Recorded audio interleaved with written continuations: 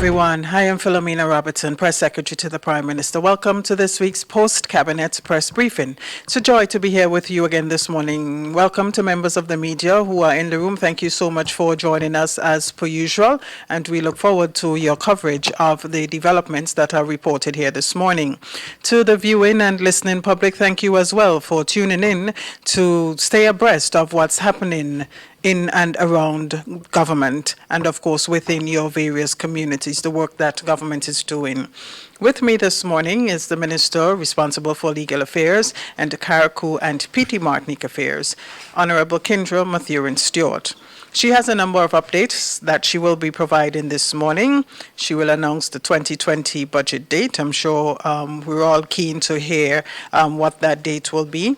And she would also have some developments in Carriacou, as well as an update on the court facilities. So without any further ado, Minister Stewart, the floor is yours. Thank you, Press Secretary, and good morning to you and good morning to other members of the media here with us this morning. Of course, a special good morning to those of you listening on the various platforms, whether it be via television or radio or through our media, social media platforms. Good morning, and of course, welcome to this press brief. I'm very happy to be here and to share in the good news, the good work that has been taking place in Grenada, Carriacou, and Petite Martinique under this government. I will seek to update and to inform on a number of matters emanating from cabinet meeting yesterday, and also to provide, as our press secretary indicated, a brief update as to our courts infrastructure and a few things in and out of Carriacou and Petite Martinique. You know, I cannot come here and speak everything else but Carriacou and Petite Martinique, so I have to touch specifically Carriacou and Petite Martinique. So just to advise as it relates to, we've had some amendments and changes that was approved and passed yesterday. That is the Passports Amendment Regulations 2019. And the passport regulations, the amendment regulation seeks to amend Schedule 4 to the passport regulations of 2018, which essentially provides for an increase in passport fees payable to obtain a Grenadian passport effective 1st November 2019. As you're aware, on 17th July 2018, the e-passport was launched here in Grenada. This is a specific passport that has specific biometric features and, of course, a radio frequency identification chip. You may recall that at the launch, it was announced that the cost of that said passport, being at the time $175, that cost was in fact a subsidized cost. It was also announced at the launch that government was prepared to subsidize this cost to the extent of only 1 year. The fact is that government cannot continue to subsidize this cost to this extent. And so, and this is because obviously we would not be in a position to recover most of the cost expended on the manufacturing or printing of these passports. So based on the amendment that was approved yesterday in Cabinet, effective 1st November 2019, for the issue of a Grenadian passport to a person, of course, who is a citizen, or a person who is a holder of a Grenadian passport that is due to expire within 6 months, the fee will now be $250. So it's an increase from $175 to $250. Now, it is important to note that the actual cost of the production of one of these passports is $300. So you can see the government still continues to subsidize this cost in this extent, of course, albeit to a lesser extent. And we must remember that the actual cost of the production of the passport is $300. So government has moved the fee from $175 to $250. Further, we have also approved the amendment to Regulations 3.4 of the Immigration Extension of Permit Amendment Regulations. And all this amendments seek to do is to increase the payment for the extension of stay that is granted. So under the 2018 regulations, for each month for which an extension of stay was granted, that fee was $25. Now it has now been increased to $75. Also, yesterday at Cabinet's meeting, and I want to take this opportunity to advise that a policy decision was taken to pass and enact various legislations to ban smoking in public places, including vaping and e-cigarettes. And we have also taken the decision to pass respective legislations to ban the use and sale of vaping and e-cigarettes in Grenada. Now, I'm certain that we're all aware of some of the data and statistics that is coming from within the world. And the data also within the Caribbean shows a very worrying trend in respect of the prevalence and use of e-cigarettes and vaping. Many cases of vaping-related respiratory illnesses and deaths are now being reported throughout the world, in many states in the US. And of course, the death toll is expected to rise as a result of the use of vaping and e-cigarettes. Now, at present, the FDA is investigating over 150 vaping products and substances. The aerosols from the e-cigarettes it is alleged to have to contain many potential harmful chemicals, including lead and other heavy materials. Also, you know, most of the e-cigarettes, the vaping is now flavored, and it is believed that some of these flavorings are now linked to lung disease. And it is also believed that the second-hand vapor could contain and may contain nicotine, which, when inhaled by non-users, can increase the risk of persons becoming addicted to nicotine. So as it is now, e-cigarettes is available in Grenada. There is absolutely no legislation at present which prohibits or restricts the importation or sale and use of e-cigarettes here in Grenada. And while we have not yet received any reports of any adverse health effects of vaping from our nationals, you know, we have seen some worrying trends, and we cannot, as a government, wait until we have an issue on our hand to deal with this. So we as a government has been very proactive, and as a government, we intend to put legislation in place to ensure that our health system is no longer compounded by illnesses related to vaping. Also, at yesterday's Cabinet meeting, Cabinet approved the implementation ban, or the implementation plan, for the phasing out of single-use plastic handlebags and plastic utensils. As part of that plan, alternative products were also identified through the process to ensure that once we have the ban in place, there's alternatives that can be used, or proper alternatives that can be used in place of the plastic utensils. As you're aware, this is where all the countries in the world are now heading in terms of the protection of our environment and, of course, the preservation of our ecosystem. And so Grenada is taking that lead also to ensure that we do what we have to do to ensure that our environment and ecosystem remains true and pure. The implementation plan that I speak about, that plan was derived after much consultations were conducted with the government of Grenada, with technical support from the World Bank, along with importers, retailers, and suppliers.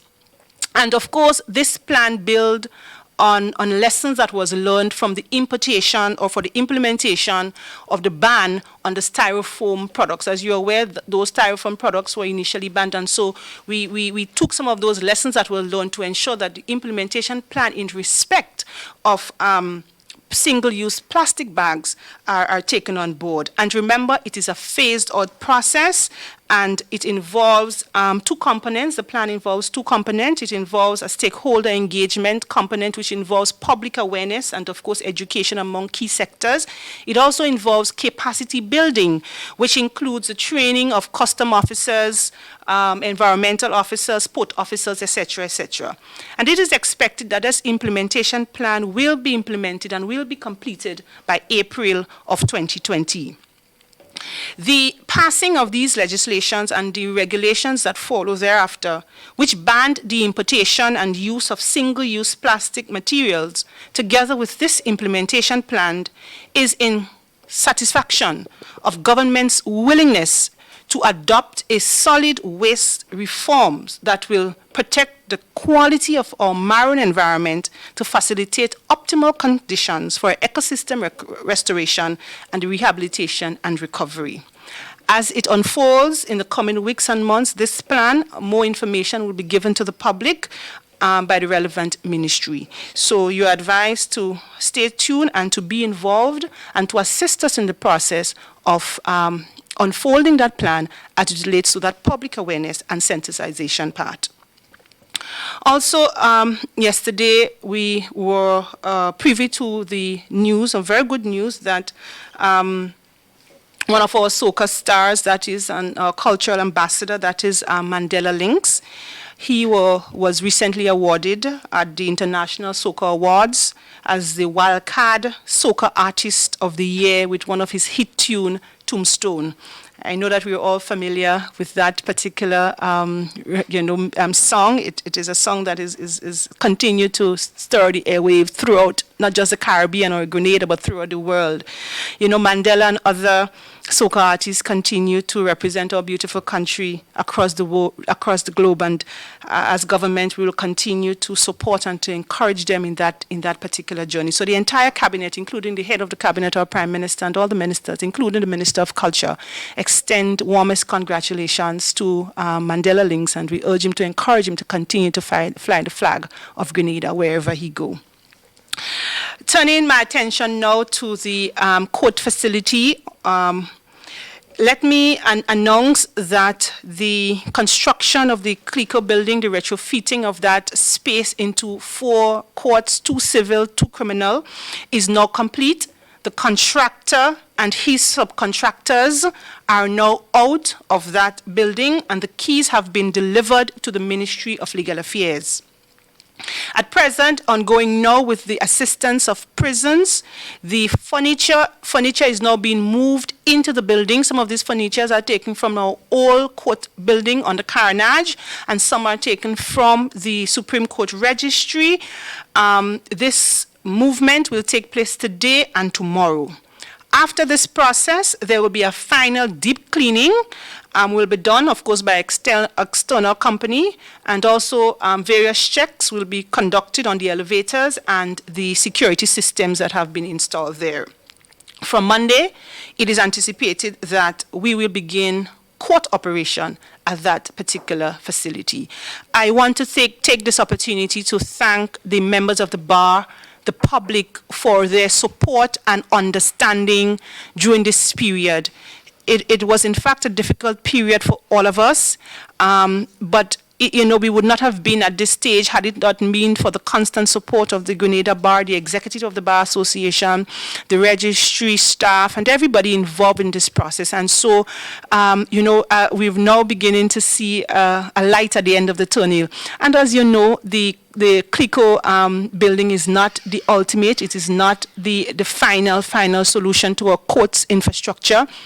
We have also started really in earnest to look at the implementation and the construction of our halls of justice. It is something that I would really like to see happen before I demit office as the Minister for Legal Affairs. So we continue to press on. We continue to place great emphasis on the administration of justice, the due administration of justice, and we will continue to do just that as we forge ahead. Of course, over to our beautiful Carriacou and Petite Martinique. Let me say that during last week, as you're aware, we have been rocked with, with some disappointing news that GOT Credit Union branch in Carriacou was the target of an armed robbery by two individuals in the heart of Hillsborough. This obviously sent shock waves and panic through the entire island of Carriacou and Petite Martinique, especially the business community in Hillsborough. However, I really want to take this opportunity to assure all that Carriacou and Petite Martinique is still one of the safest places on earth. However, we cannot take our security for granted. We are living in a global environment, and so we have to adapt in this regard. We have to make some changes where security is concerned. I am very confident that the hardworking members of the Royal Grenada Police Force will solve this crime in its entirety, and that all perpetrators involved in this act will be brought to justice. The Commissioner of Police has assured me that they will be implementing various security measures throughout Carriacou and Petite Martinique so that we as a people can enjoy the peace and tranquility that we all boast about, that visitors can feel free and safe to visit Carriacou.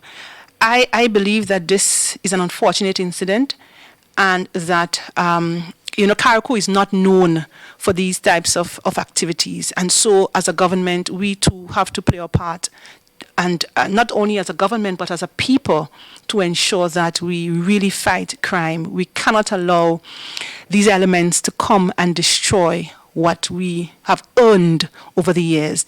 And so I want to make a special appeal to persons out there: do not come to Carriacou to commit any crimes.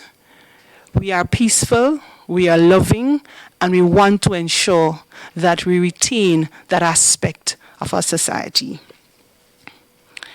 I also want to give an update as to the expansion of a much needed and important project in Carriacou. That is the expansion of the water project.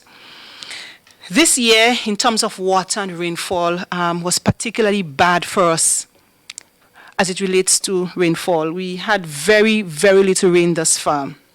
As you're aware, most of the water that we use on a daily basis by the people of Carriacou is rainwater that has been harvested. And so once there is intermittent rain, it means therefore that there will be intermittent supply of water.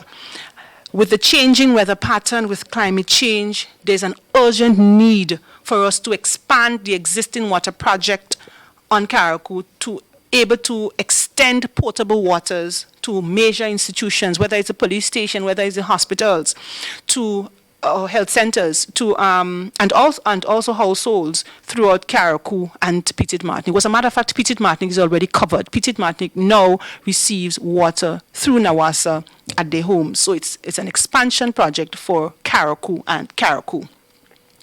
This project will involve the expansion of the water supply to the rural areas of Carriacou. It involves the installation of a second saltwater reverse osmosis desalination plant, the installation of a PV system, which is an electrical system to power the plant, the upgrade and intake system at the existing plant that we have at Seaview, and the installation of a new distribution system to the north and south of the island. Just to give you a feedback as to this project. This project was originally funded by the Italian government and US aid to the tune of $1.25 million. It was also part funded by the Caribbean Community Climate Change Center. Of the sums, US $500,000 was going to be funded by the government of Italy and $750,000 US by US aid. Now in 2017, US aid withdrew from the agreement, leaving the project with only $500,000 US. So it was during 2008, the Caribbean Community Climate Change Center, in collaboration with Nawassa and the Ministry of Carriacou and Petite Martinique, commenced the procurement of pipes for the project. These pipes were delivered and are on site in Carriacou now as of since March 2019.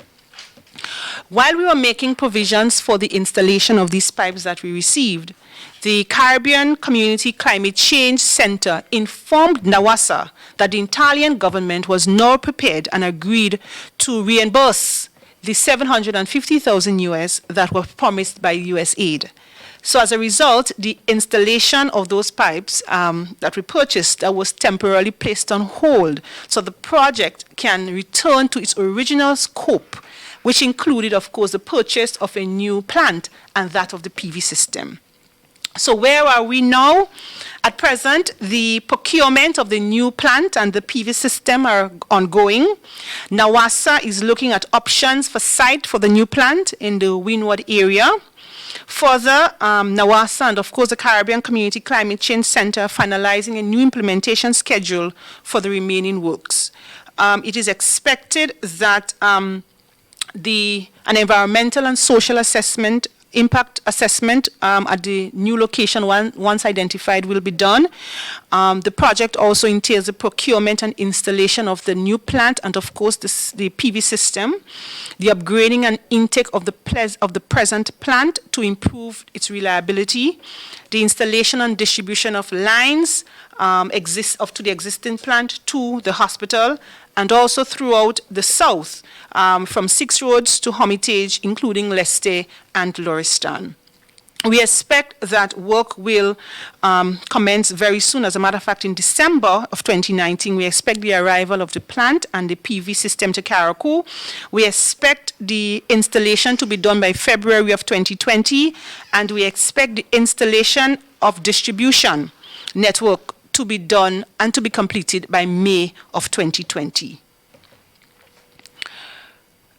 I also just want to update you also as it relates to another project that is ongoing now in Carriacou, and that has to do with the solid waste rehabilitation project at the landfill at Dumfries, Carriacou.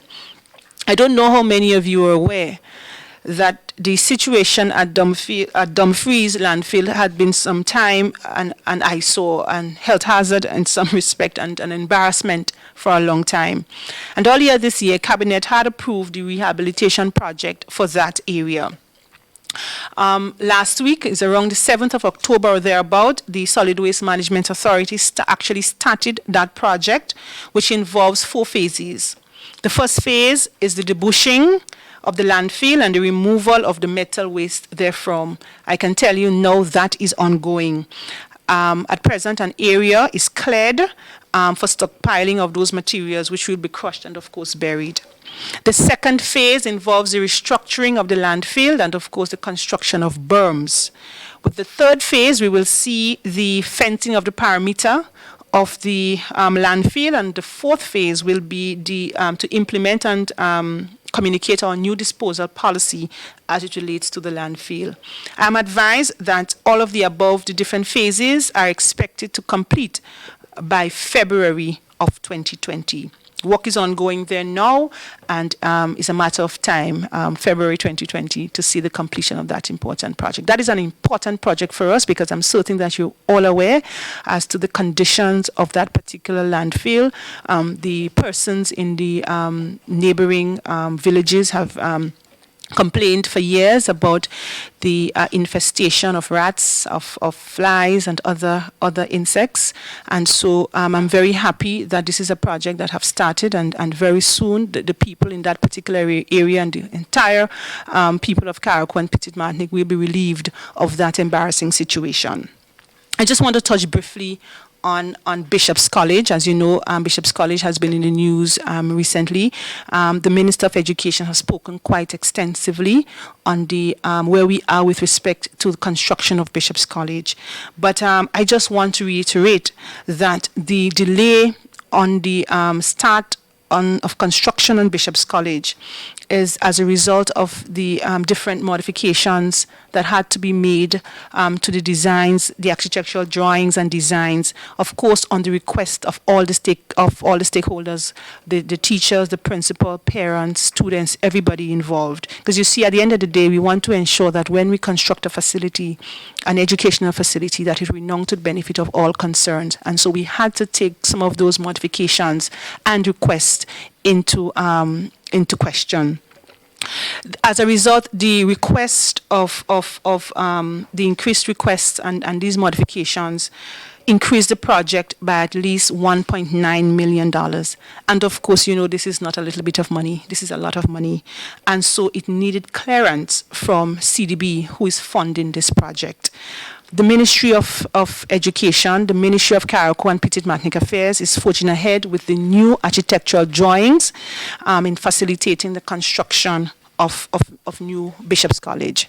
I am acutely aware of the condition presently at Bishop's College. It is deplorable, it is bad. But I can say that I'm excited as to the new facility that they will get. So I think that this is delayed gratification. And very soon, the children of Bishop's College, the community of Carriacou, will be blessed with a wonderful state-of-the-art facility that we all can be proud of. Also, TAMCC Carriacou, as you may are quite aware, is also in a serious state of disrepair.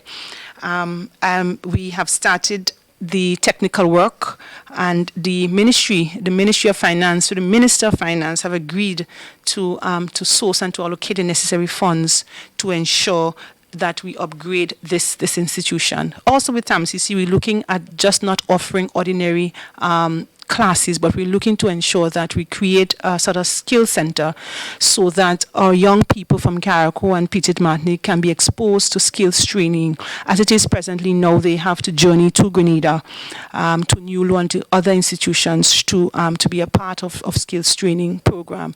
And so in part of the development in going forward for our young people is to ensure that they are given the opportunity to learn a skill or two, especially in the area of boat building and woodwork, furniture making, etc. And I believe that the time has come for us to move to that direction. But obviously, the first place to start would be that of having the proper infrastructure. I just quickly want to announce that the presentation of the budget, the 2019-20 budget, will be on the 20th of November 2019 at 9 p.m. We expect some we expect some major announcements to take place there nationally and also coming out of Carriacou and Petit-Martinique as well. So let me take this opportunity to thank you for your time and your attention. And I think now we'll open for a few questions before we wrap up. I thank you.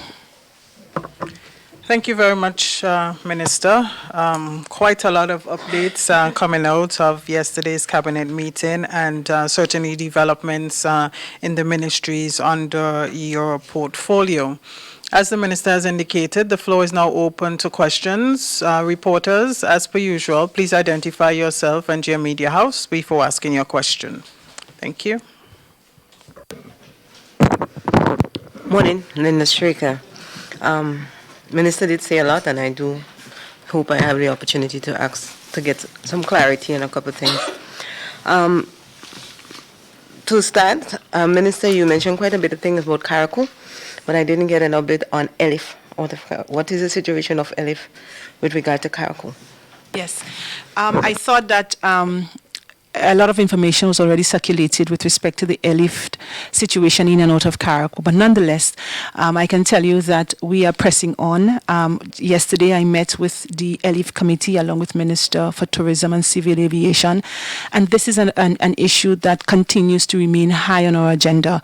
We continue to hold negotiations with all the stakeholders and the parties, the parties involved. And I believe very soon we will see a favorable conclusion to this matter. The Prime Minister would have visited Carriacou in about 2 weeks ago or so, have made it quite clear that the government is prepared to invest and to ensure that the airlift is improved throughout Carriacou and Petit-Martinique. Now, Carriacou and Petit-Martinique, we are very small in size. We have a very small economy. And so we would depend heavily on an efficient and reliable airlift service to ensure that we continue to develop our small islands.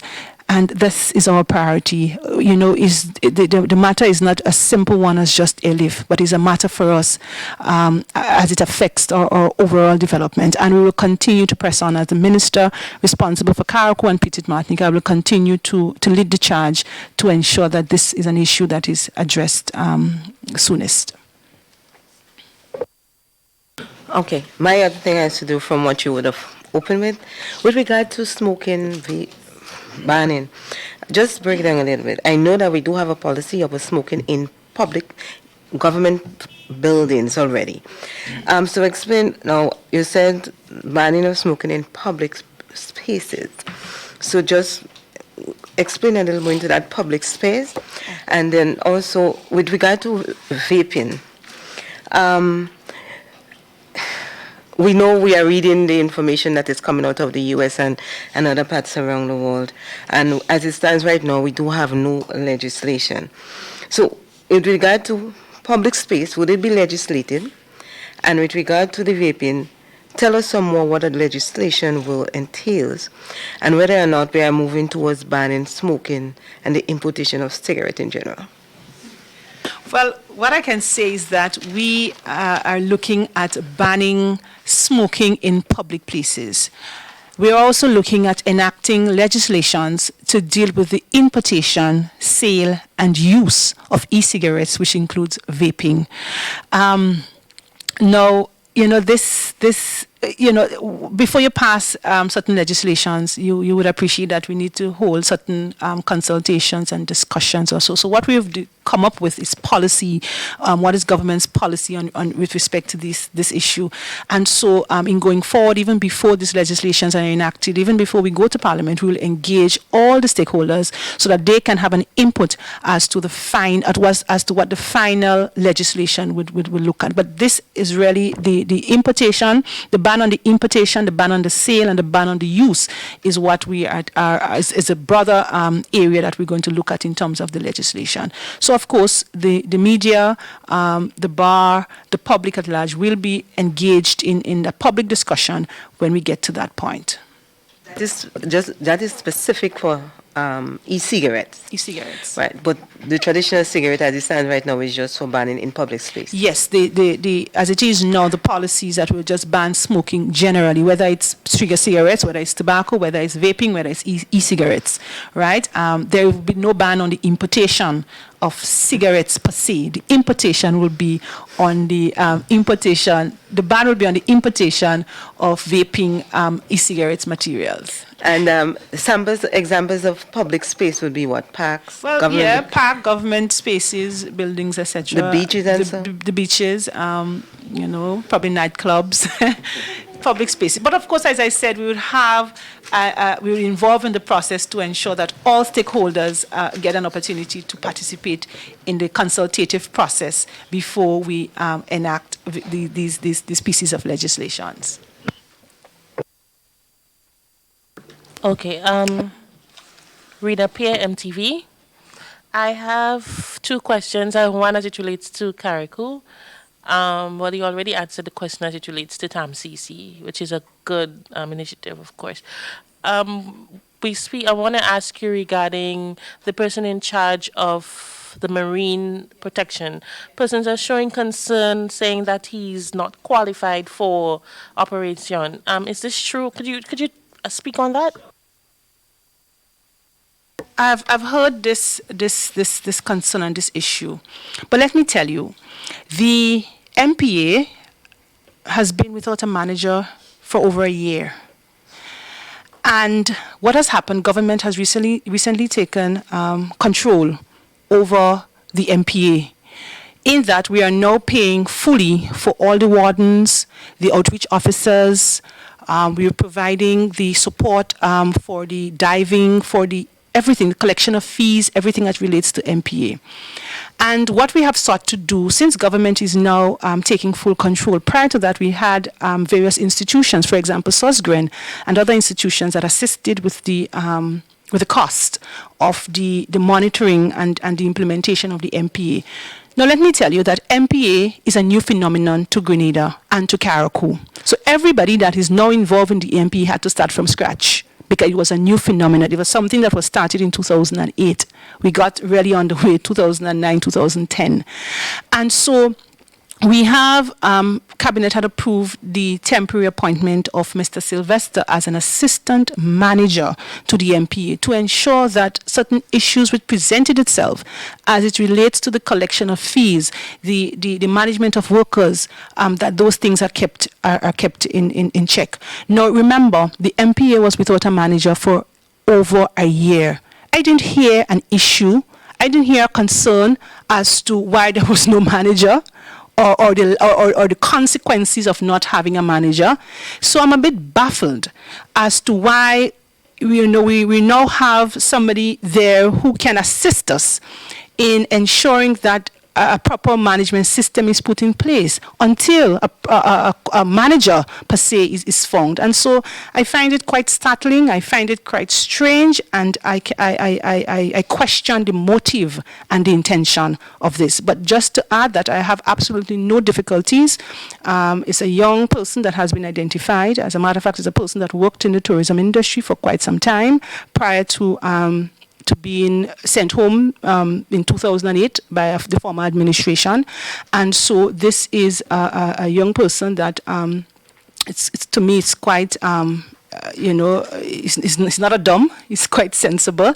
And, I have absolutely no issue. But again, I don't see how this is newsworthy, bearing in mind that we've not had MPA manager for over a year. I would expect the issues would have been why not having a manager. So I'm thinking having somebody, even though albeit that person may not be qualified, is better than not having anything at all if we have to manage, especially government resources in going forward. One more question as it relates to what you spoke about today. I know you spoke about the banning of plastic implementation of, right? What about alternative? I know you spoke about having alternative, but presently we still persons are still expressing that they have an issue with those replacement for styrofoam box, the quality, the holding of the food and stuff like that. As it relates to the replacement, how are we in that area? Are we finding proper replacements? And that's an important question, and that is why we indicated that the lessons learned from the banning of the styrofoams is what would assist us in guiding the process in the implementation of the ban on single-use plastic handle bags. And so on the market, there are various types and forms of alternatives. I understand that the better ones or the stronger ones are more expensive, and so the ones that are not really holding up are the cheaper ones. But there are alternatives out there. As a matter of fact, this is one of the things that we have looked at in terms of going forward as part of the implementation plan, because we don't want what would have happened under the styrofoam ban to happen under this particular ban. And so various alternatives have been identified, whether it's been made with straw, with bamboo, or with potato starch, or with cardboard paper products. So various products have been identified. And of course, as the implementation plans unfold, this is part of the component, and so the public would be made aware of some of the alternatives and where they can be found. So this is part of the process. We understand that, because one of the concerns made by the public is that the box or whatever replacement we have, it's more expensive than those that we have before. Yes. But yet for all, the quality is not that good. Yes. And that is an issue because it's a cost to them. Yes. And the service that they have to provide is also affected. Yeah, that is a serious concern. As I said, that we have also included that aspect of it as part of the implementation plan. So it's not like we were just banned without even looking at alternatives. We will, and we have already started to look at alternatives. And that's indicated in going forward as part of the public awareness campaign. We will discuss those matters with all the relevant stakeholders, including our suppliers, our retailers, etc. Good morning, Calistro Faria. I missed, you were just about to speak about giving us an update on the court when I had to deal with some housekeeping matters with the building security. So I'm back, and so can you please help me by giving me what's new with the courts? Okay, so just to advise that the Ministry, Just to advise, the Ministry of Legal Affairs is now in receipt of the keys to the CLICO building. The contractor and the subcontractors have all moved out. At presently, today and tomorrow, with the assistance of the prisons, we'll be moving furniture into the building. These furnitures are taken from the old Lime building on the Carriacou and also from the Supreme Court Registry. We anticipate and we expect operations to begin there next week, Monday. Staff has already begun to make arrangements and preparations. Once the furniture is moved in, the staff will move in, and we expect operations from the court next week, Wednesday. I also took the opportunity, next week, Monday, sorry. I also took the opportunity to thank the members of the bar, the stakeholders, the public, everyone involved for their patience, their support during this difficult period. And I also re-emphasize the need for us to continue working together and for us to ensure that due administration continues here in Grenada.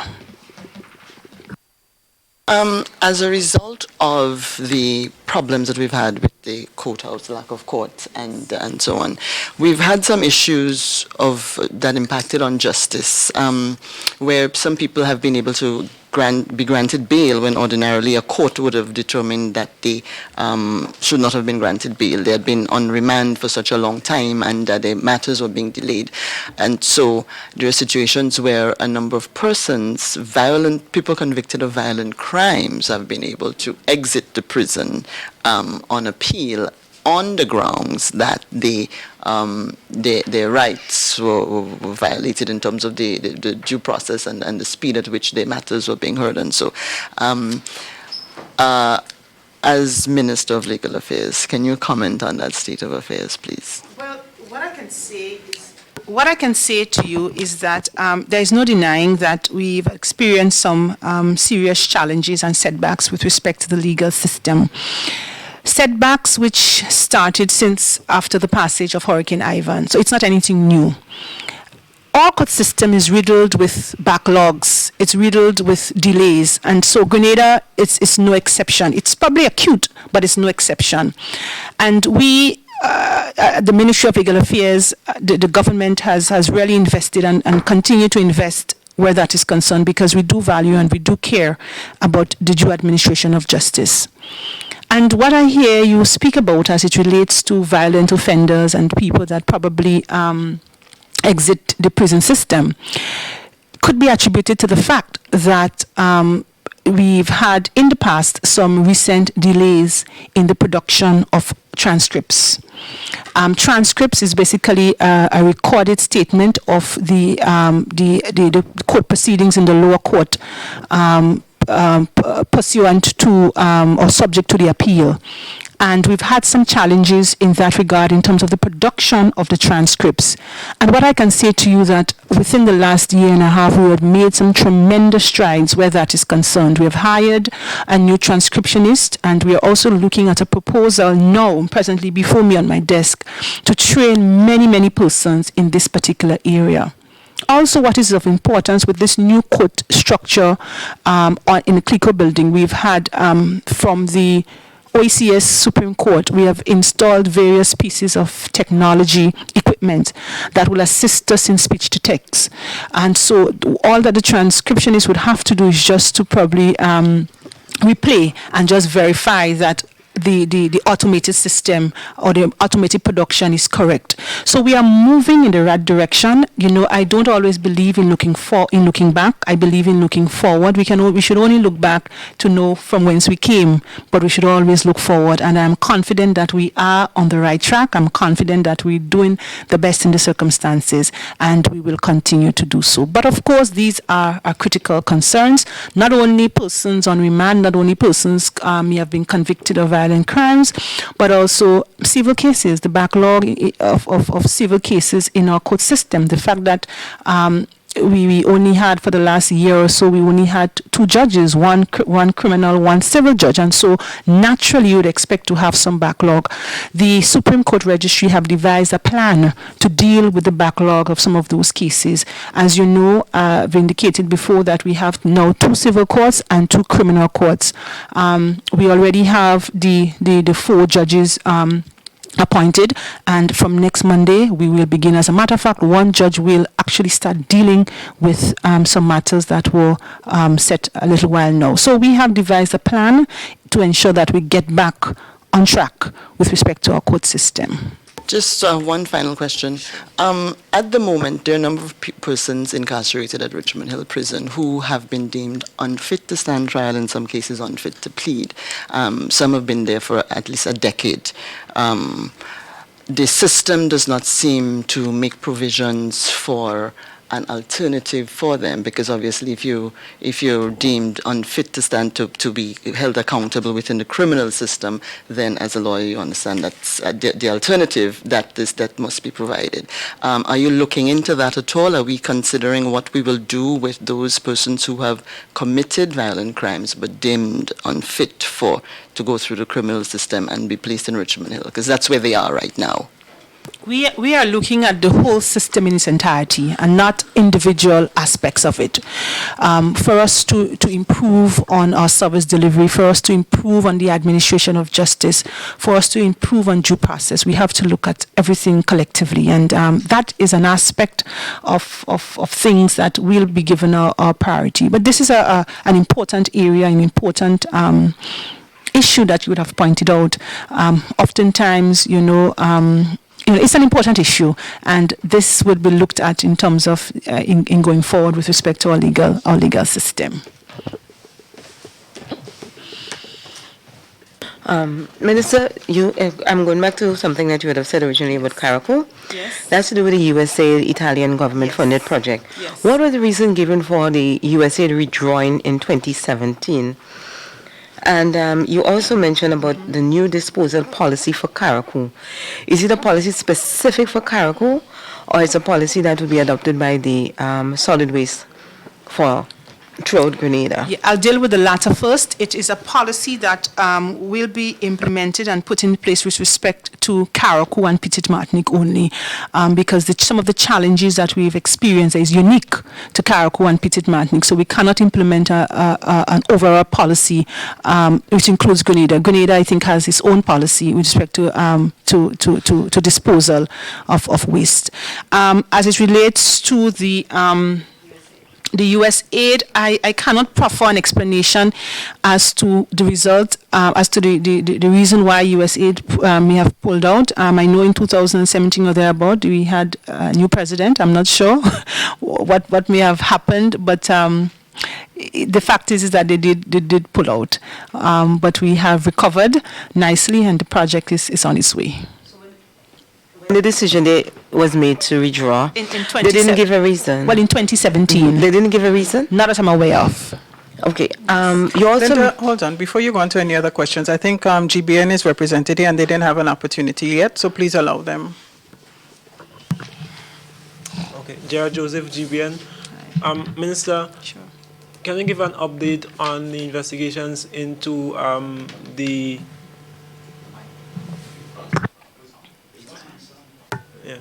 into the shrimp farm? No, I am not. Unfortunately, I'm not in a position to do that today. But I'm certain that once we have relevant information, we will make same available to the public. But I'm not in a position to do so today. I'm sorry. Okay, and just a follow-up, do you have an update also into the Liberia land dispute? Well, as I indicated before, the government, nor the Ministry of Legal Affairs, were involved in that particular matter. As you know, it was a matter that involved 2 private entities. But what I do know is that the injunction that was granted initially was in fact lifted about a week or so. But I have no further information to give on that matter. Sure, go ahead, Linda. Yeah. It has to do with, based on what you would have said about the plastic product, are you saying that by April 2020, this product should no longer be available, or we should not have it importation? Just So there is a difference between it being on the market and your importation date.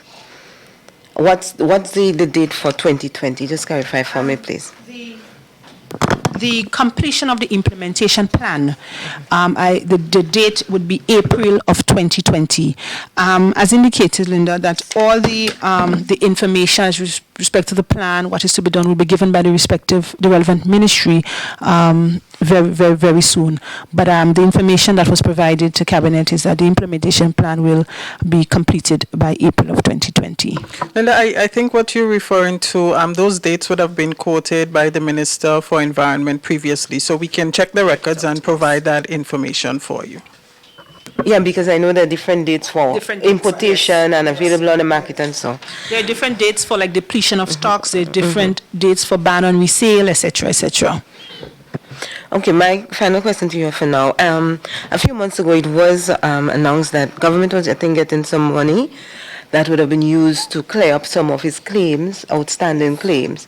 Can you give us an update of that, as what is the status of that now, how much has been cleared out, and what is government total Well, I cannot tell you how much has been cleared out, but what I know is that the process is ongoing through the Ministry of Finance and, of course, the Attorney General Chamber. So it's a process that is ongoing. Government remains true to its objective, to its commitment to deal with debts incurred over a substantial period of time. So it's a process that is continuing. It's a process that has been led by the Ministry of Finance and that of the Attorney General Chambers. All right. Thank you very much, members of the media, for being present here this morning. Certainly quite a bit of updates coming out of Cabinet. I see a number of news stories there and, of course, lots of follow-up to be done. To members of the viewing public, thank you so much for tuning in. I am Press Secretary Philomena Robertson. I look forward to seeing you again next time.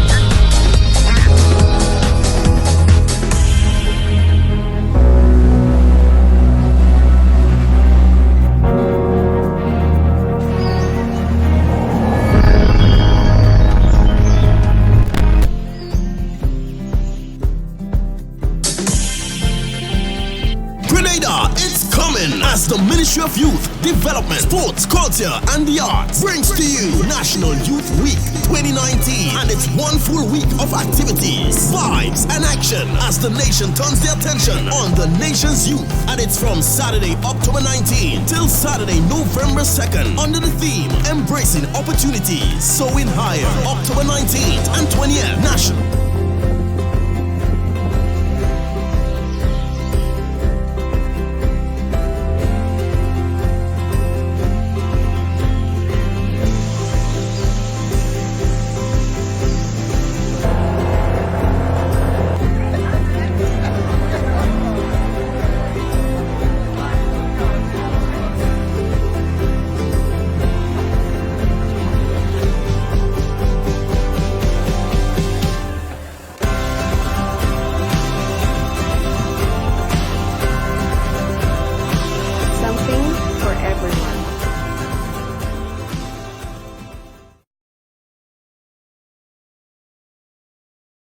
Seatbelts are not as confining as a wheelchair.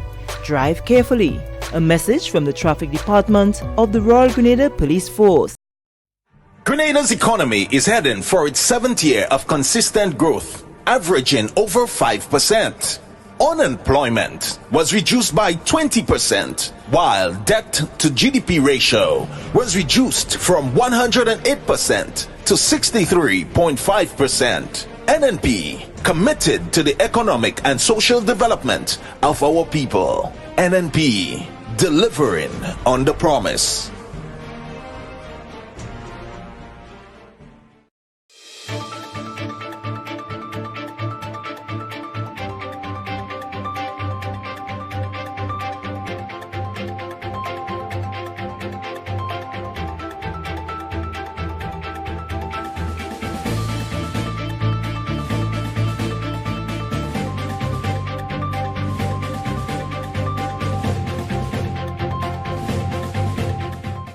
Grenada reviews its current doing business strategy.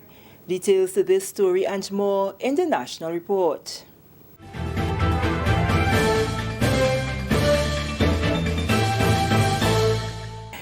Welcome back. With the details to the news for Monday, October 14th, 2019, I am Sherry-Ann Noel. Grenada's doing business status came under the microscope during a recent review meeting, which also focused on harmonizing current efforts, eliminating time wasting, and addressing other constraints to doing business. Kevin Frederick attended the meeting and filed this report. Michael Julian, an international financial consultant hired by Compete Caribbean to assist Grenada, says urgent and immediate steps must be taken to improve the country's overall performance as it relates to doing business, failing which our doing business ranking will further plummet and businesses suffer. He explained to the GIS what are some of the issues that require immediate attention. I think that a number of simple things need to be done. First, working groups need to be established in Grenada for the various doing business performance indicators, such as starting a business or getting credit or getting a construction permit. So what you do is you have the private sector and the government get together and discuss what the major challenges are that need to be addressed. And then you come up with a checklist of the easiest things that can be done to improve that particular indicator. Getting access to credit, starting a business, registering a company, etc. And then the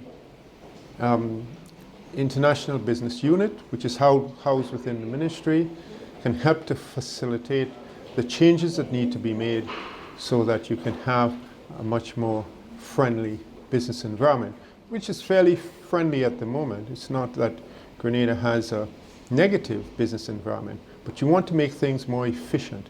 And so what you do is you have working groups that look at each of the priority issues, and they begin to come up with solutions, and those solutions are then put in place. And then what happens is the people who have to go through these application processes have a much easier time in getting their approvals. Julian, who has worked with several countries in the past, identified Grenada's Immigration and Passport Office as one of the best success stories. Yeah. I would say that the Passport Office in Grenada, which I view as probably the best government service in the world. I say that honestly because I've had personal experience in getting passports there, and it's an exceptional office in terms of its service. It is well run. The efficiency is consistent. There are no major problems, and if they can achieve that in Grenada, I am convinced that many other departments, many other ministries can do exactly the same thing.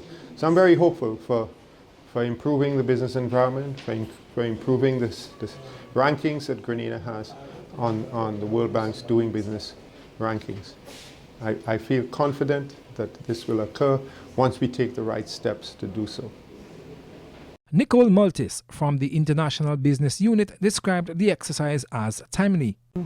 The International Business Unit is in the beginning phases of putting structures in place administratively. So we want to ensure that going forward we have the right persons who will be a part of the different task force that we want to form. The plan is to have a small task force made up of stakeholders in the main sectors, and also to have subsectors represented in stakeholder groups. During the workshop, Julian stressed the urgent need for a harmonious and less time-consuming effort to be the starting point for charting the way forward, which Ms. Maltis said are some of the things they will be paying greater attention to. A lot of it has to do with efficiency, a lot of red tape. We need to use technology more to reduce time and cost in doing business. And that is something we will definitely implement together with the ICT unit in the ministry that's working hard to ensure that's done. For the National Report, I am Kevin Frederick. The Ministry of Health has accepted the challenge to have its senior managers and employees tested between now and Christmas as part of the fight against cancer. That's according to Health Minister Honorable Nicholas Steele, who also says part of the challenge includes all females receiving mammograms. The ministry will ensure that its senior members go through the testing and then roll it down to doctors and nurses. Minister Steele was speaking at the FCIB annual Walk for the Cure from Monrouge playing field to the Roy St. John playing field. Country head of FCIB, Nigel Oliver, says when the Walk for the Cure commenced in 2012, the objective was primarily as a fundraiser and to help raise awareness about cancer. Over the years, we've seen the program grow, and now we participate in the program in all our territories, all 15 territories, every year around this time. We had a number of walks last weekend throughout the islands, and today we're accompanied by a couple of the islands as we do this walk to raise awareness about cancer, and also, of course, to raise funds to assist in the early detection, the treatment, and for those that are in need of those funds to help with the care of this dreaded disease. President of the Pink Ribbon Society, Glenda Seals, who is also a breast cancer survivor, says she welcomes the continued efforts of the FCIB and its partners in creating awareness on cancer. Early detection, that's the key. Okay, now, I was diagnosed very early in stage of cancer. So I was able to get treatment right away, and I was able to live a normal life like everybody else. But the idea is if you wait, the longer you wait, the chances are slim of you surviving. So it's better for you to do all your testing, get your testing done, do your breast examination, okay? And, leave everything to God. The Ministry of Health now has a cancer mobile lab for screening and testing, which is a great opportunity for members of the public to do testing. Secretary of the Grenada Cancer Society, Reverend Dr. Osbert James, spoke to the importance of having 2 mobile screening units at the start of the walk to allow for free screening for participants. The mobile unit makes it very convenient for people to get screened. The unit was donated by the Cancer Society in Trinidad and Tobago, but paid for by Republic Bank. This is the 4th time we're actually using the unit. And what is happening is that persons can get, well, not today, but it's set up so you can get very intimate screening done. Like for women, the VIA, where the cervix is examined. We do digital rectal exams for the prostate to determine whether or not the prostate is enlarged, or whether it's normal, or whether one may need further follow-up. We also do breast exams. So breast exams have been going on today, as well as digital rectal exams.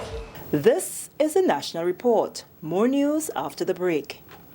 The Ministry of Agriculture and Lands invites you to the 2019 World Food Day activities on Wednesday, October 16 at the St. James Street, Grenville, St. Andrew. The activities begin with an open ceremony from 10 to 11 a.m. Exhibition begins at 10 a.m. and goes until 8 p.m. Arts, craft, jewelry, skincare products, agro products, farmers market, cultural display, food sampling, and more. Remember, World Food Day 2019, October 16.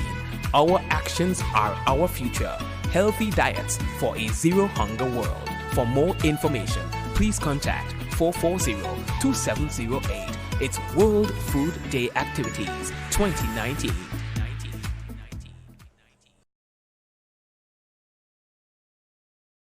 Welcome back. And finally, the Ministry of Agriculture and Lands has assisted farmers with the procurement of security equipment to help tackle the problem of predial larceny. We get more in this Karima Lewis report.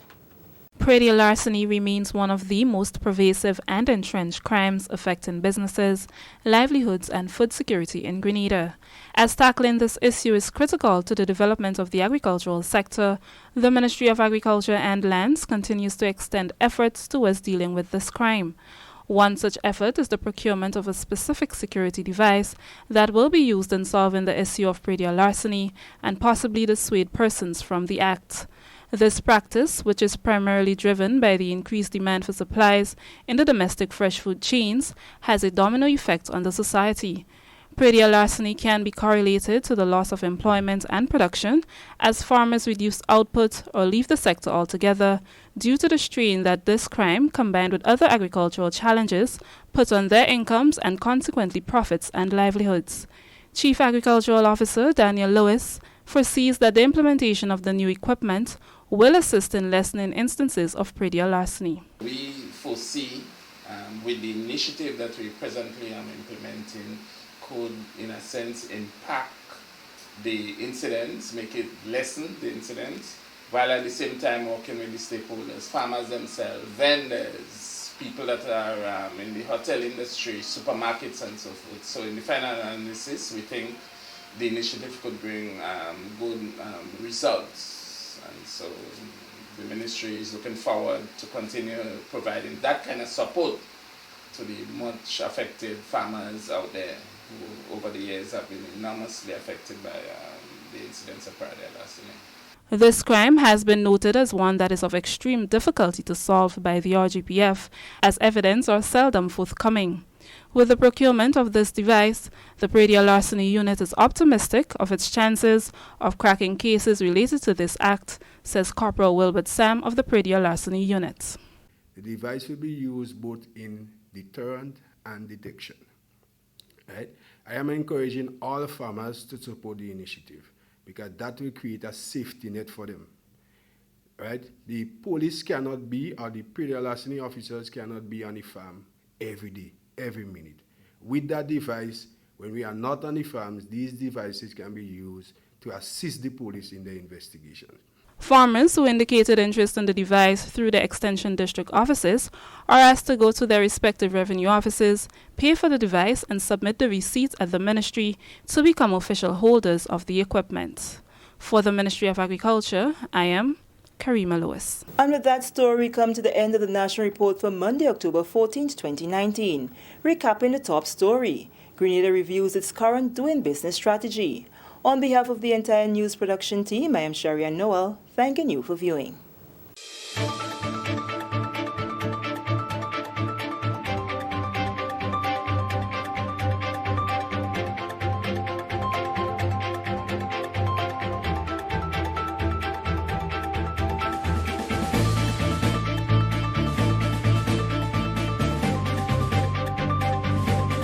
The following is a statement from the Ministry of Finance.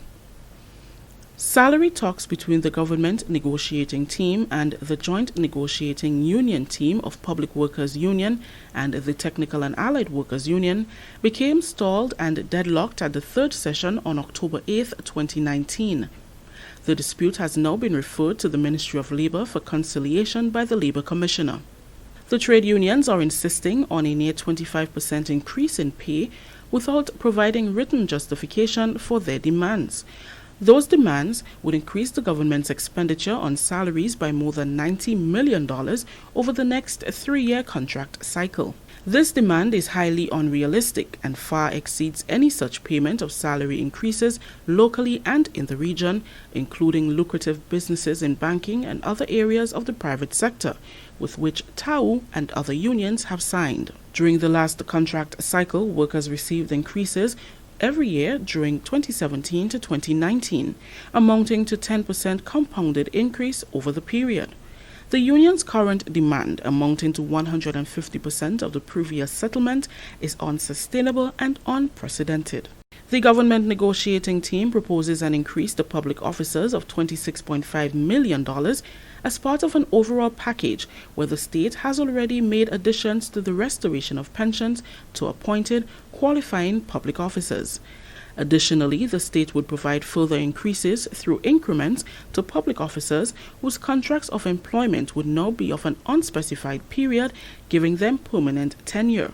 The union's demand for a near 25% increase in pay will overturn all the sacrifices made by the country to achieve fiscal stability and economic growth. Millions of dollars in grants and concessionary loans currently secured by Grenada would be extinguished. Programs of house repair and training programs for the youth and labor assistance to farmers would have to be cut, and this would also significantly reduce the assistance government provides to homes for the elderly and any wage increase which would go to the workers there. Additionally, Grenada will have to resort to the retrenchment of hundreds of public officers, something the government of Grenada has successfully avoided. The demands would also trigger an inflationary spiral and lead to a flight of direct foreign investment from the local economy, leading to job losses in the private sector and a return to high unemployment and a fall in family incomes once again. Since June this year, the government negotiating team circulated to the unions its policy guidelines for salary increases, which emphasized that salary negotiations must be fact-based and within the fiscal responsibility law. In an earlier letter to the unions, the negotiating team warned that this unrealistic demand raises the question of good faith collective bargaining. And it also counseled that one ought not to come to the table with demands which are financially impossible for an employer to meet. In its letter, the government negotiating team also requested that the unions revise their demands within reason and reminded them that by law, negotiations should be concluded on salary increases by October 31st in order to meet inclusion in the budgetary allocations for the fiscal year 2020. The union's failure to adopt a realistic and reasonable position in the negotiations led government to reject the proposal. The next step is conciliation through the Office of the Labour Commissioner.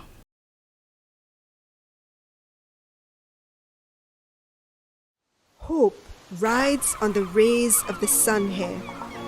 So too does the resilience of the people.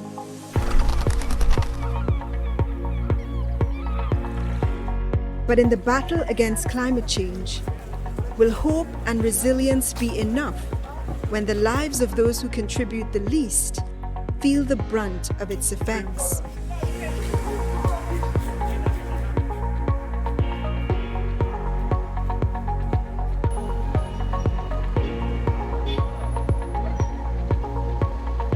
For us here in the Caribbean, climate change and its devastating impacts are our new normal.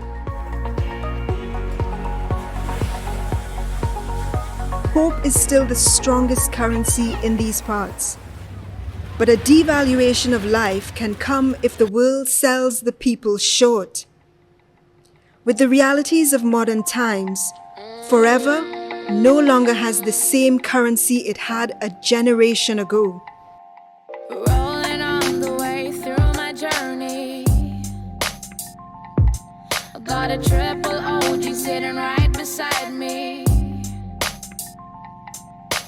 This old man, he played four, he played knick-knack on my door. Raises of white noise light up the world. Here we go, and I follow the sun, 'cause it's bright on the other side of my window.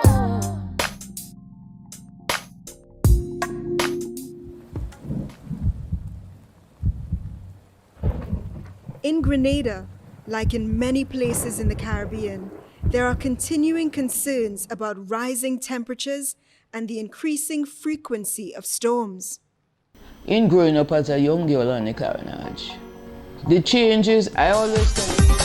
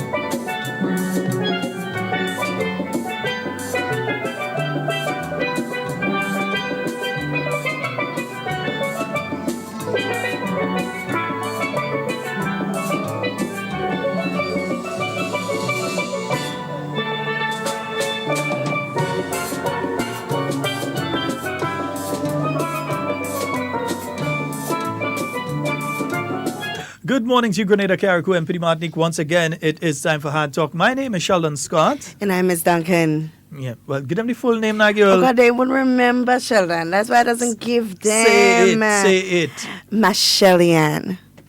Nah, don't bother. Miss Duncan. Exactly what I just said. They wouldn't remember that. Miss Duncan easier. Sonia and others. We will just deal with Miss Duncan. Yes. Right? You say Miss Duncan. You want me to bite off my tip on my tongue? Oh, kind of thing again nowadays. Sweet steel pan. Which other radio station and program does play steel pan in the middle of the year? Well, and all over the year? Actually, I was listening to a program Lou does in the morning, and he generally plays a lot of steel pan, generally. Let me tell you who plays steel pan on radio outside of Carnival. Campeche Rolgath plays steel pan throughout the year. Lou Smith plays steel pan throughout the year. In fact, he was awarded by the Grenada Steel Pan Association at a panorama a number of years ago. And Sheldon Scott, that's the 3 people. That's the only 3 people that play steel pan. Nobody else has played. Yeah? You had to play it thing. Brian, we had to play the steel pan. Play it. Nice. Give us steel pan in praise. Miss Duncan, them Moxito and them biting me. So, oh, Lord. Yeah. Tell us what's going on. So many mosquitoes around. But of course, we have the Ministry of Health, the Vector Control Division. They are going around doing their fogging operation. And of course, they usually before doing the fogging, they send out a schedule. So they've sent out a schedule which reads that they'll be fogging in the following areas this week. So from today, actually, they'll be in Caliste and the environments surrounding the SSU compound and the Maurice Bishop International Airport. So that's for today. And then tomorrow, they'll be in Frequente, including the industrial park, and on Thursday they'll be in True Blue. So we want to take note of that, and they are expected to begin fogging from 5 p.m. So of course we want to remind persons to, leave their windows and their doors and stuff open so that it can pass through the house. I know I'm guilty of that. When they fogging, I want to close my door because I can't take the smoke, but you have to leave it open. And of course, those persons with respiratory conditions, you want to be mindful of them, remove them from the area. Because, the Ministry of Health won't know that your son has asthma. They wouldn't know that. So it's your responsibility, really, to just remove them from the environment until the fogging has subsided. So, it's easier than getting Zika, chikungunya, or dengue again, because these things are horrible. These things are horrible. Also, I have in the inbox a message from the Ministry of Health. They have recalled ranitidine. Ranitidine. That's Zantac. So those of you that have Zantac, kind of bring it back to the place where you get it now. Zantac is an allergy medication. Yes. So the U.S. Food and Drug Administration, they're calling it back as well. Wherever Zantac you have, you need to bring it back in. So bring it back to the pharmacy that you got it, whichever dispensary you got it from, bring it back there. Right. Since the announcement from the Food and Drug Administration last month, the Ministry of Health has been in contact with the St. Lucia-based Organization of Eastern Caribbean States Pooled Procurement Services. As I say, OECS, PPS, we don't hear about them much these days. No. But Grenada doesn't buy its medication on its own. Because these companies, they want to sell a little bit to anybody. They have time for that. But Grenada would join with St. Lucia and the other OECS countries, and they pool their resources and buy medication. So that's how Grenada gets its medication on the islands. Under a certain set of people, they wasn't paying for the OECS, PPS, so we had problems getting we share because Grenada wasn't paying. But anyway, they want to talk about who in pain, we talk about that. And has been advised and can categorically state that the brands affected by voluntary recall are not imported by our suppliers and as such not being prescribed in our hospitals and clinics. But you never know if somebody come with it in a barrel or have it and so. Yeah. An investigation carried out by the ministry's pharmacy department also found that the brand Zantac subjected to the voluntary recall are not being imported by private pharmacies on the island. But the Ministry of Health reassures all concerned that it will continue to monitor the situation as it evolves and keep the public informed. So, if you know you have Zantac, still, double check. Yeah. Next thing is some family member bring it in on prescription, you leave the States or wherever and you come with it. So, Zantac, be careful. Yeah, so we had post-cabinet this morning. We did. Minister up to bat this morning, the Honourable Kindra Mathurin Stewart. Good morning to you, Honourable Kindra Mathurin Stewart. We're hoping you have a wonderful morning this morning. Some interesting information? Yes.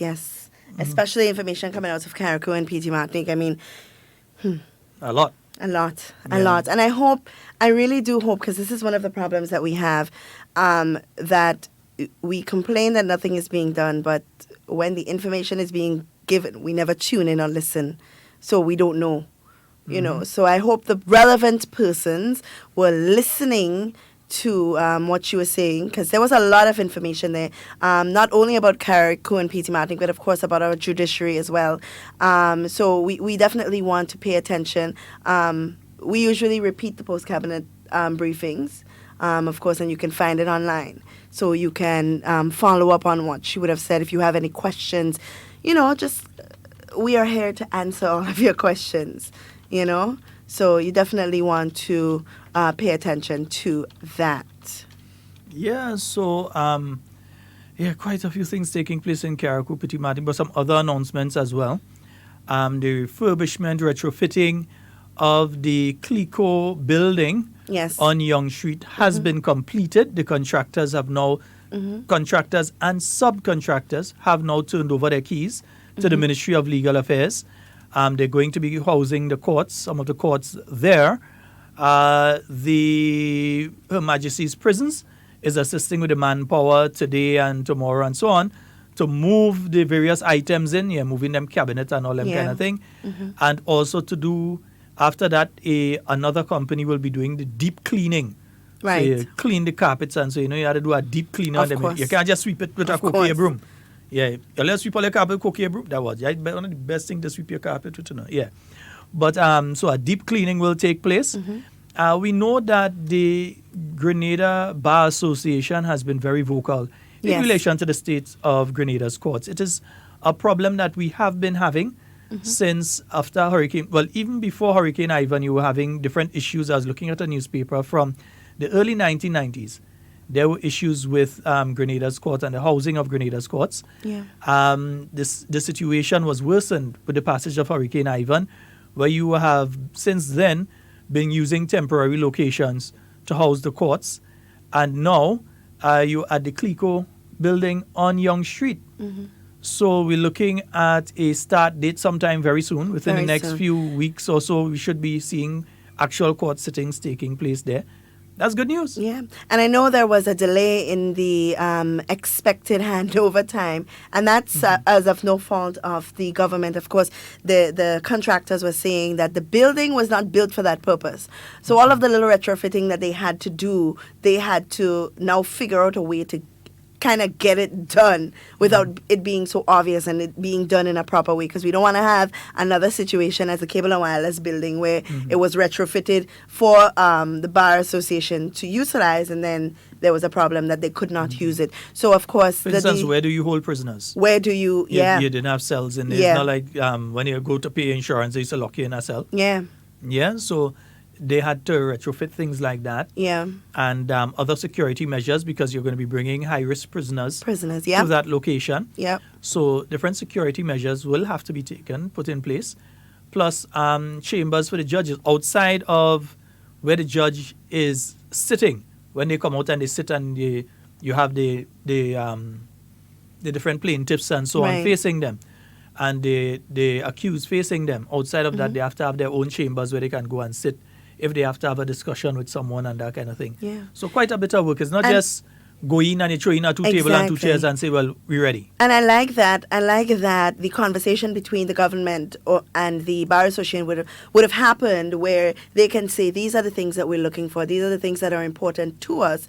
These are the things that we need to have in order for the building to be up to the standard that it needs to be at for us to house the court. And it was done, to their liking, I'm hoping. And now we can simply say, yes, we have a house where we can have our court sittings. And that's important. It's important for when you're at loggerheads, when two people are at loggerheads, it's important to sit and have a conversation as to what is expected. What do you expect from me? What do I expect from you? These kinds of conversations are important because then it makes the transition so much easier, so much smoother. You know, so I'm happy. Remember, you don't want to end up a situation like nearby in Trinidad, where a person is sitting basically on remand for close to 15 years waiting for the case to call. Yeah. Because suppose that person innocent.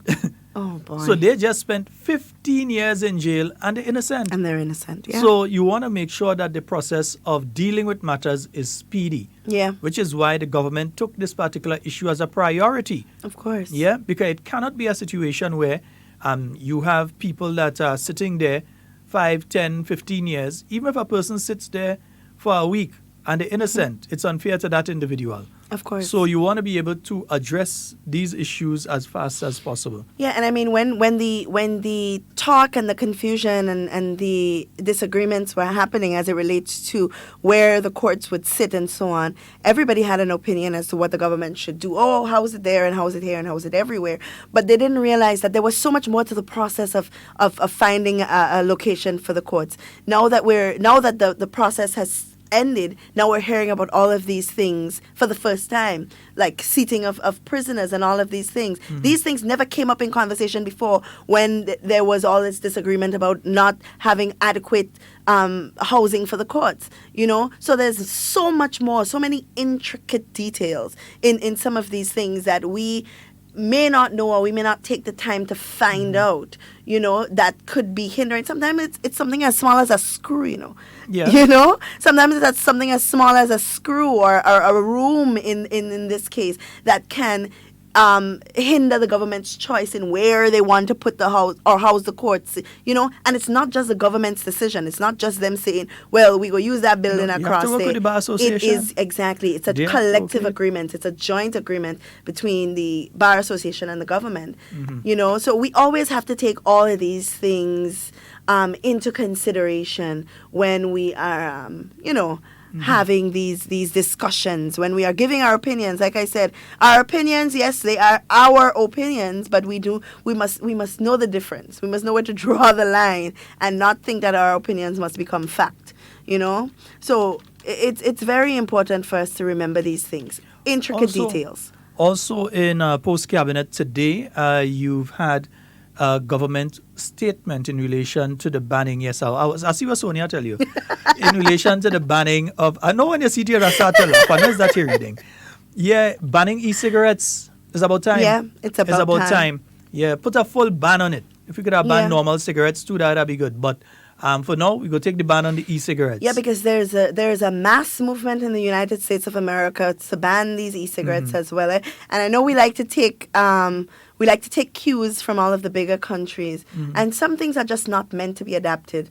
But I've seen the e-cigarettes here. I've seen individuals. Yes, they do have it. I have seen on several occasions individuals using e-cigarettes here in Grenada.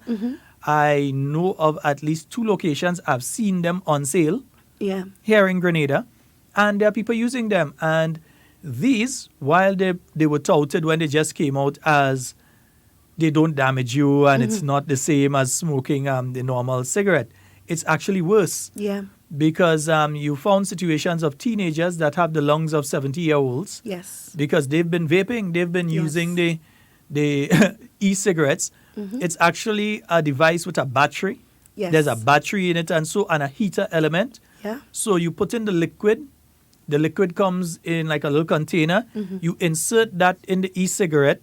The heating element that is powered by the battery, that vaporizes the liquid. So it's like you're heating something and the steam coming out from it. And then they're inhaling the steam. But the steam is full of nicotine and several other chemicals that you ain't even getting in normal cigarettes. Yeah. Several other chemicals that have been destroying the lungs of some very young people. And a bad thing about it as well, and this is something with the banning that definitely Grenada will have to look out from, is that the e-cigarettes have been integrated into everyday normal use items so that people don't know they're vaping. There are hoodies. You know the hoodies? There are hoodies where what you think is the string around is actually the point for them to put in their mouth for the vapor. So that they put that. So you see the hoodies, they usually have a string around here, so around the neck. So they pull on one of the string and they put it in the mouth and they're smoking. Yeah. They have them in the form of phone cases. There are phone cases that are vapors. Yeah. They've got them in pens, all sorts of items. So it may look as a normal item when it is really an e-cigarette. An e-cigarette. I want to respond. Multi-billion-dollar thing going on. I want to respond quickly to something Sonia said. Sonia, I see you have a food allergy there and you usually use Zantac. There's something called cetirizine hydrochloride. My daughter has a really bad allergy also. And I've recently found that is, I would say it's even better than maybe Benadryl or Piriton. It actually, since using it, she has not had a flare-up since that. So maybe you can use that as an alternative for the Zantac, right? But yes, this e-vaping thing, I mean, I know colleagues that I would have gone to school with that, and they don't use it not because they want to smoke in it. Some of them, the children especially, the young people, use it because it's cool. It's cool, it looks good, it makes me look, sophisticated. And this thing is so dangerous. So these are the things that we need to be sharing out there, letting our young people know the dangers of these things. So there is definitely a mass movement out there for the banning of these e-cigarettes, and we must move swiftly as well to ensure that we have that under control here in Grenada, because we might say we're smaller, but there are so many things that we have adapted from the bigger countries that we are practicing here. Let me say a good morning to Dali, Kathleen, Carol Francois de Coteau. Who else is there? Kimberly, Cynthia, Stephen, Cicely, Hannah, Honorable Kindra, good morning. We're seeing Louisa and, of course, Sonia, who usually starts the ball rolling. We know she's in early for class. So we say a very special good morning to all of you and all of the others that I'm not seeing immediately here. Marilyn, she's saying Zyrtec. For allergies. Yeah, I used to have allergies. Yeah, I'm still allergic to certain things. Like stupid people have allergies to them. God. Yeah, but I wonder if Zyrtec could work for that. But I think some allergies, we have to be careful because some allergy medications, you use them for things like hay fever and environmental allergies and things like that. That's what I know Zyrtec is being used for. But there are some people with severe food allergies that Zyrtec can even work for. When it comes to food allergies, it's better you just have your EpiPen and try as best to avoid. And that's why we spoke before on this program about cross-contamination. That you should never, ever, when you're working in the food industry, number one, you shouldn't keep the fish too close to the meat. I see that happening in a lot of places. They put the tray of meat here and they put the tray of fish right next to it. If there's cross-contamination, you're passing with that fish over the meat and a few drops just go into the meat. Yeah, somebody who has an allergy eats that, you could be signing that person's death certificate. Yeah, so you have to be very careful. I see a lot of food places do it. They have the fish right next to the meat. That is wrong. And even the area for preparing food. Some of them don't have a special area for preparing meat and so on. Even the spoons, yes. So you definitely have to be careful with things like that. Yeah, there are people with serious allergies, some to fish, some to shellfish, some to nuts. Those are some of the major ones that people have allergies to. There are other people with some far-out allergies. Like my daughter, she's allergic to dairy, all dairy, milk, eggs, cheese, butter. But then she's also allergic to things like citrus and wheat. And then she can't eat anything.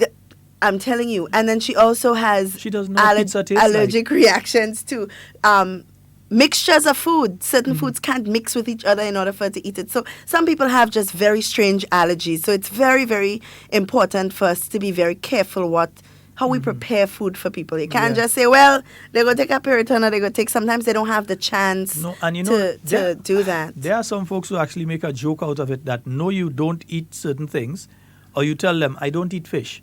And they said, I will make you eat some fish today. Yes. And the person could end up in hospital because they start to swell. And what it happens sometimes, your throat starts to close in. So it cuts off your air supply. So you're there, gasping for breath. Not only and that. Swelling.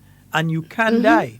Yeah, So it's you called don't make a joke with that. It's called an anaphylactic shock. Yeah. That person goes into shock, their breathing is labored, they can't. They make a oil long and they throw a 2 piece of fish inside. Mhm. I don't know about that one, but some people make oil long and they throw a 2 piece of fish inside it and thing. Yeah. And say, don't worry, man, it's not the fish we're giving you, and the fish inside it. That's the bottom line. Yeah. So those sort of things. Another thing out of postcard this morning, though, passports, as it is right now. So, folks, you got to get your passport. Do it right now. Those of you out in the diaspora, do it right now. Yeah? Yeah. The cost of the passports is going to be moved as of November 1st, All Saints Day. It's going to be moved from the subsidized $175 to still subsidized $250. Right. And explain to them, because I don't think they understand what some people don't Yeah. understand what subsidized means. It I'm just placing means the word subsidized in front for a specific reason. Of course, because 175 is not the actual cost of what it should be. Go yeah? ahead, explain. It's not the actual cost. So government is now saying, okay, we understand that the people cannot afford to pay $300 for a passport. Which is the real cost. Which is the real cost. Mhm. So we are going to allow them to pay the 175, which is now 250, right? We're going to allow them to pay the 250, and we will, take the burden of the other $50. And that is just $50, not just for one person, for all persons holding a passport, right? Or all persons applying. So we may say, hey, just $50. When you do the math and you add it up to the hundreds and thousands of people that apply for a passport. And it's actually a little over $50 because 300 and. Yeah. We kind of rounded it off to 300. Well, yeah. And the thing is simply this. We had the immigration office in studio with us, and they did explain the process. They did explain that there's a new process. The old passports could not be continued. The company that produced the equipment and gave the supplies for what existed as a Grenada passport, that company was closed down, so Grenada could no longer utilize that. Also, you have the e-passports now, the ones with the chip. So it was important for Grenada to move from the old passports into the new ones with the chip and so on in it. That's becoming the international standard. All of us could remember when we had a passport the size of a copybook. Now we reach down, you know them little pocket book, we had one them size. But we don't know, right? And now we have it with biometrics and so. Recently passing through the airport, I realized you didn't have to walk up to the immigration officer again. You just go and you have your self-check-in, so you go and you push your passport in the little thing there and you watch up at the camera, it take a picture of you and it check you out. It come up with your name, your passport number, your age. It tells you just come in on this flight from so and so. It gives that information. It gives you a printout. And you just go through onto customs. You collect your bags and you go to customs. Ease of traffic. Yeah, instead of everybody have to go and stand up and be waiting. You have your Grenadian passport. It facilitates that. Now, as we said, the actual price is $300 plus. When you take into account the new materials that are being used, the actual cost of the production of a Grenada passport right now is a little over $300. That is the actual price that it costs to do one in EC dollars. The government said $300 is hard for the average Grenadian to pay for a passport. So they subsidized it. They said, okay, we'll take a hit. So we would not be making any profit on the printing of passports. We're going to take the hit and we're going to leave the price at $175 for a period of time. After the launch of the new passports, we'll leave it there for people to be able to access the passports. If you have to get a new passport, or even if you have the old one and you wanted to bring it in, it would cost a little more than the $175 if your passport still had a significant amount of time on it. I think it's 6 months or something of that nature. But once it's under, it's the $175. So you have up until the 1st of November to get it at the $175. But after that, government can no longer subsidize it at the $175, but they'll still subsidize it, but to $250. So if I were you, my passports have less than 6 months on it, I was heading to immigration and go and get a new passport. And you don't have to walk with your passport picture. They're taking your picture right in. The nice young ladies, they're saying, stand up here or sit down here. And they aim the little camera and thing, and they take the picture, they watch you, ask you if you like that one, and they fix you up nicely. You no longer have to go to the photo studio and pay $20-something and collect a couple photos that you're not even going to use all of them anyway. but you collect a couple photos. They do it right there for you. Yeah, so it is important for those of you, especially out in the diaspora, to know that you can get your passports out there in the diaspora and so on. You can contact the immigration office. They'll tell you exactly what to do. If you want to get it at the 175 instead of the 250, you've got roughly about 2 weeks. Yeah, today's the 15th. Yeah. So you've got 2 weeks to get that organized and done. Yeah. Because I'm seeing some people, they're cussing and saying, oh, $250 for a passport? Oh gosh, they go kill us. The actual cost is $300 to produce it. The government of Grenada is picking up the slack. They're saying, we won't make a profit on this. Anyone going for a passport right now, the government of Grenada is actually paying part of the cost of the passport that you're going for. So it is subsidized, even at $250. What if the government had said, well, it's costing $300 plus to make it. Let's tag the passports at $350 or $375 so that with each passport, you're going to make a little profit, or whether it's $10, $15, $20, $25 or so. No, instead of that, they're losing money each time a passport is done because they have to subsidize it. Yeah. And we have to look at the benefits in these things. We know there are going to be the critics who say, oh, well, that's not enough, and oh, why the government is doing this, and oh, why do we even need a new kind of passport? We are going to have those critics, and some people speak in ignorance, and we can't blame them. We can't blame them.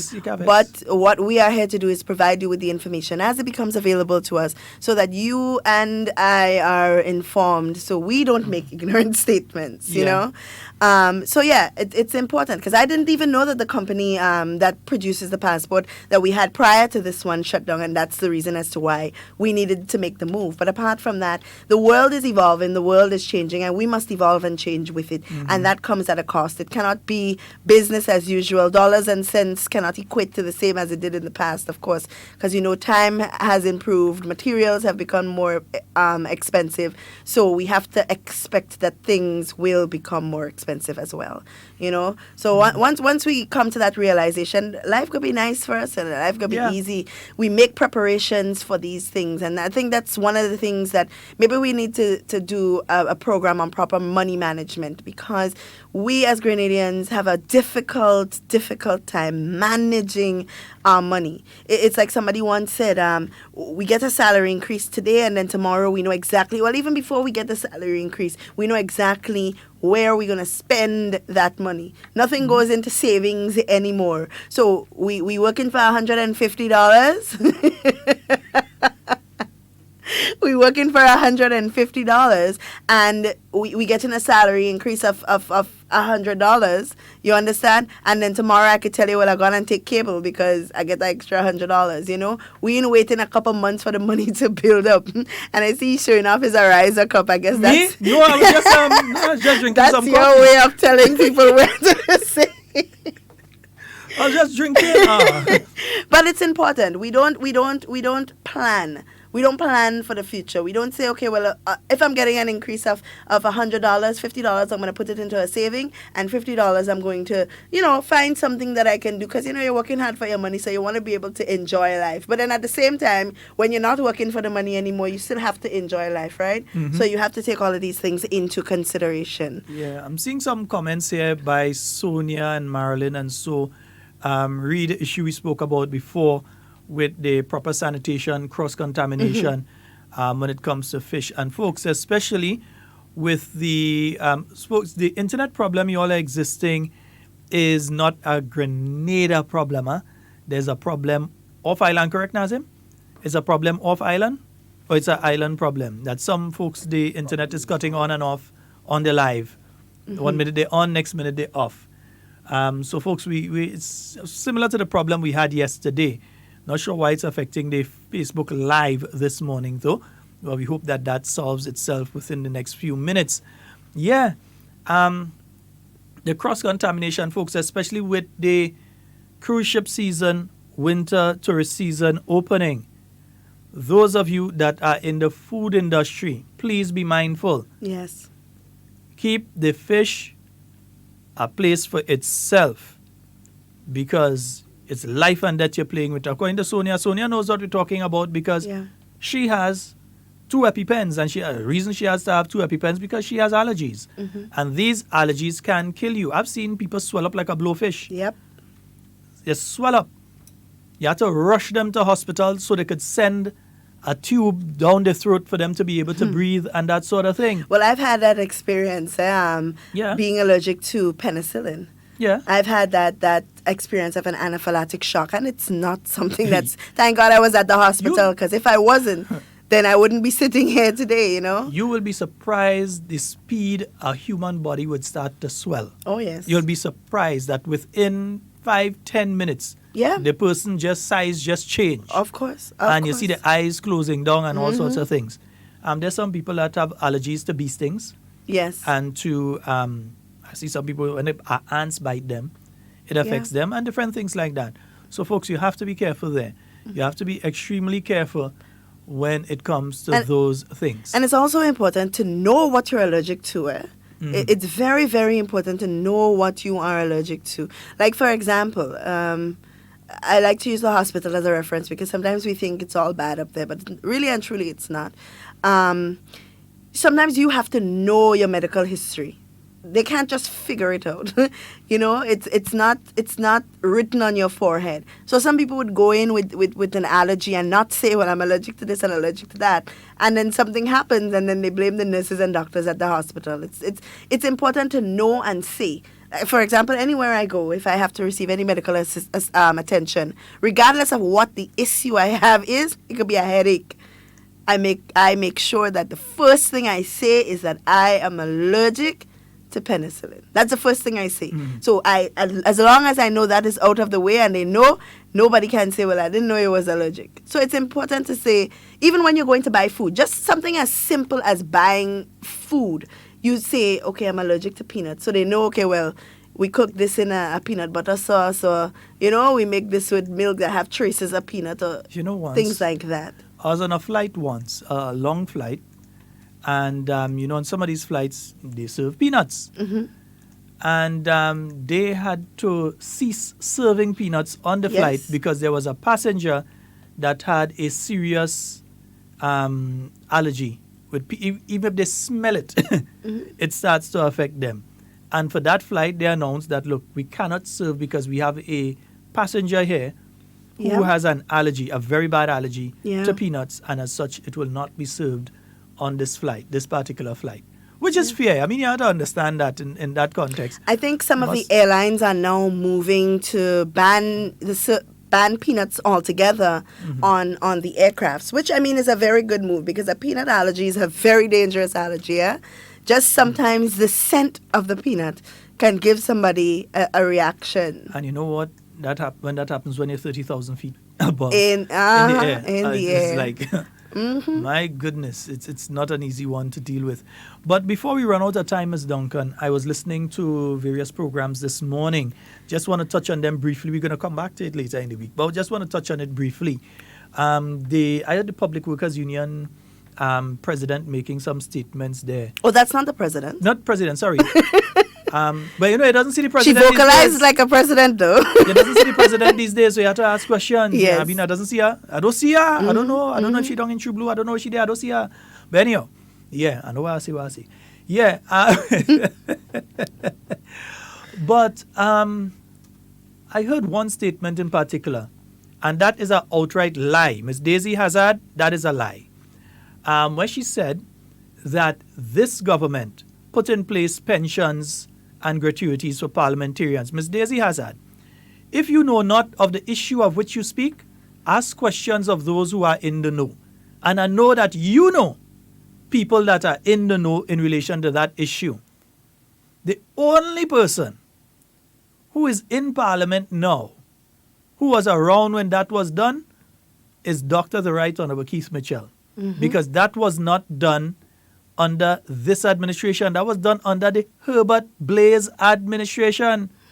In other words, that has been in place over 20-something years, going to 30 years. Yeah. The parliamentarians' pension, that issue, in fact, who was in Parliament at the point in time? Mr. Tillman Thomas, George Brizan, Francis Alexis. These were the kind of people that were there. Arlene Walker. Is it Pauline Walker? Is the lady's name? All of these people, they were in Parliament at that point in time. That would have been in the first NNP. Yeah? So to come and say, if you say this political party, you're nearly true. But to come and say that this administration, the the Right Honorable Keith Mitchell administration of 2013 to 2018 or 2018 to 2019 thus far, that this administration put that is not only that is a mistake, that is an outright lie. Because anyone that wants to know the truth in relation to that matter can know so. Yeah, that's an outright lie. The pensions were put in place back in about 1986 or 87, somewhere there. I'll get the exact date and the exact bill that put that in place. Yeah. I mean, it's very sad that we have to resort. I listened to the same program this morning, and I applaud the union for actually coming on and saying, trying to give their people information. But at the same time, there was a lot of untruth mixed up in a little bit of truth. And that is what we have to be careful of. The people who come with a little bit of a lot of untruth and mix up a little bit of truth in it. So when you hear it, you think that the whole statement is truth. And I was listening to her as well, and I listened to her talk about the deadlock, and that there was no deadlock. Let me reiterate, because I spoke about it this week. The only way that the government can say that there is a deadlock is if both parties could not reach an agreement. So there was an issue where they both sat at the table. The unions came with their 23%. The government came with their percentage. And they could not agree on why the union wanted 25% or 23%, somewhere around that. Now, they had asked the union. And mind you, that was a third sitting of negotiations. It wasn't the first. It wasn't the only. It was a third. But they came with the figures that they have now, this 23%. They came with that figure back in June, July, somewhere around there. Of course. And government said to them, be reasonable. Review those figures. And so, I think they requested they requested data in relation to another issue. Right. They requested justification. Yeah. And, I mean, at the end of the day, the government said that, look, this is not reasonable. We cannot go forward with that. But you know what's funny? So to funny? make it look like government just put something on the table last week. Exactly. And that everything fell apart last week. And I mean, if you are the public relations officer for a trade union, you ought to understand in trade union speak what the term deadlock means. Exactly. And if you can't even understand the simple term deadlock, then maybe they need to send them to trade union school. Well, I don't understand because, and it's sad because the government was willing to negotiate. So they probably found that what the government was offering was too low. But that's where you start. You start at your lowest and you negotiate up. You can't want to start at the highest and then negotiate down. That makes absolutely no sense. You start at your lowest and you negotiate up. And I am no big specialist on negotiations, but this is just my opinion. You start at your lowest, you negotiate up. So the government is asking them, since June of this year, they have asked them, please review and provide justification as to why you think you need this amount. They provided no justification, came back to the table twice with the same amount. The government is saying no, you are saying that's what you want. You are at loggerheads, you cannot come to an agreement. What is that, not deadlock? Well, she doesn't understand the term deadlock. And then on top of that, you are now, because you have no shame, you now go on a public forum the day after you would have sent a letter to the government saying that we are willing to now negotiate a different cost. Right? The day after you would have sent that letter, so government probably just reading the letter this morning, you go on a program to make it sound as if you would have already provided a counter proposal long before you would have sat there. We don't do this to the Grenadian public. We don't do this to our people. We are generally purposefully misleading the people. That's wrong. That is wrong. And when are we going to stand up as a people and say enough is enough? When is that going to happen? There is a deadlock. The government said deadlock. And because you know that the deadlock that you had previously with the pensions got you nowhere, now you go and you sit, which is what you should have done in the first place. Ms. Duncan, I don't want to cut you, but we're out of time. I know, and this thing does get me so... Let me just say this quickly. When it comes to the Parliamentarian Pensions Act, it is Act number 18 of 1989. So in other words, whose administration was in power at that point in time? It wasn't the NNP. It was the TNP. That would have been the TNP, I believe, at that point in time, in 1989. It was amended by Act number 16 of 1990. Who was in power in 1990? It's between the TNP or the NDC. Mm-hmm. So to try and label it as the NNP administration, Dr. Mitchell definitely was not the Prime Minister. He may have been a parliamentarian, but he was not the Prime Minister in 1989 or in 1990. He became leader of the New National Party in 1989. And in 1989, you had the TNP. That's when the break took place, and you had the TNP administration. And then in 1990, for a portion of 1990, you had the TNP with Uncle Ben. And then you moved from there to the NDC. So don't blame, when you're laying blame, know you're blaming it. So Act number 18 of 1989 and Act number 16 of 1990, go and do your research. Yeah, you, Madam PRO of the Public Workers Union, go and read before you go on radio and TV and make erroneous statements. Of course, and they're so quick to blame us for everything that they think is wrong.